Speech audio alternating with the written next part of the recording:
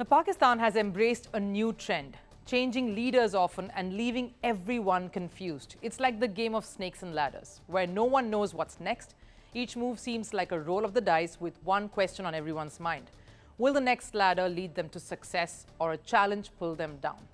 Now, since the 2023 ODI World Cup ended, a lot has changed in the team's leadership. The revamp of the entire Pakistan Cricket Board, the selectors, the support staff and the captain. Now, all of this has been well documented and it is still continuing. Wicketkeeper batter Mohammad Rizwan has now been named the vice captain of the T20 international format. Pakistan's cricket board, or the PCB, announced it just yesterday. Rizwan's appointment is part of that restructuring. He will work with Shaheen Shah Afridi, who was named Pakistan's captain, to lead the team in the T20 internationals. This further rules out any chances of Babar Azam returning to any leadership role. He stepped down from all the formats after Pakistan's ODI World Cup debacle. Post that horror story, Shan Masood became the skipper for the Tests. No ODI captain has been named just yet. The latest in the flurry of additions and amendments is Mohammad Rizwan, and it comes just ahead of the New Zealand tour. Pakistan will take on New Zealand in a 5-match T20I series that starts on the 12th of January. That's sometime this week in Auckland and will end on the 21st of January in Christchurch. Sarfraz Ahmed, as you can see, was dropped out of this. He's a former captain.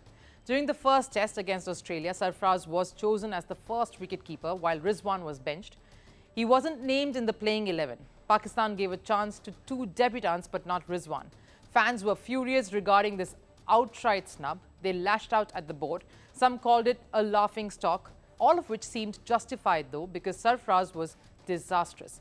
He scored a disappointing 7 runs in the first test. Rizwan, who was brought in for the second match, showed resilience. His invaluable knock, had he stayed on, owing to that controversial dismissal, might have resulted in Pakistan possibly levelling the series then. But these are, of course, ifs and buts, something Pakistan cricket is dealing too much in of late. The 3-match test series has concluded with Australia, of course, securing a 3-0 whitewash. Barring Amir Jamal, Rizwan was the only one who shouldn't be disappointed. He scored 88 runs in the first innings and was the best out of the lot during the third.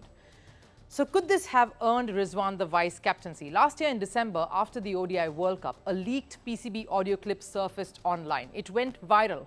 Reports said it was PCB chairman Zaka Ashraf's voice. The recording brought to light some explosive information. It exposed PCB's apparent plot to sack Babar Azam. In the recording, Ashraf is said to have discussed the culture of friendship that was prevalent in the national team, where he accused Babar of recruiting his friends into the side. And most of the World Cup players who were selected were clients of Saya Corporation, a management firm. It was claimed that even Mohammad Rizwan had ties with it. A reason, Zaka Ashraf says, is what stopped him from appointing Rizwan at the helm of affairs. So after all of that drama and controversy, this seesaw affair, comes the news of Rizwan's appointment. And it's led everyone scratching their heads. There is no doubt in the abilities, though. He has been key to Pakistan's fortunes. Since making his debut in 2015, Rizwan has proved his place in white ball squads. He has played 85 T20 internationals, has amassed close to 3,000 runs, including 1 century and 25 half-centuries. As wicketkeeper, Rizwan's taken 41 catches, effected 11 stumpings. In ODIs, he scored close to 2,100 runs in 74 matches, with 3 centuries and 13 half-centuries to his name. His star keeper batter also captains the Pakistan Super League, the franchise Multan Sultans, and is touted to be one of Pakistan's strongest opening batters in white ball cricket. Despite all of this, he finds himself tangled in this messy affair. With the T20 World Cup around the corner, the move comes as no surprise, especially after former Pakistan cricketer Shahid Afridi had this to say. I admire Rizwan's hard work and focus level. His best quality, which I like most, is only focusing on his game and paying no heed to who doing what and what not. He is really a fighter. I wanted to see him as the T20 captain, but Shaheen became the skipper by mistake. Looks like the PCB itself is taking a cue from this. The upcoming tournament against New Zealand will present an opportunity for Mohammad Rizwan to showcase his skills and potentially reshape the narrative around him and, of course, the team.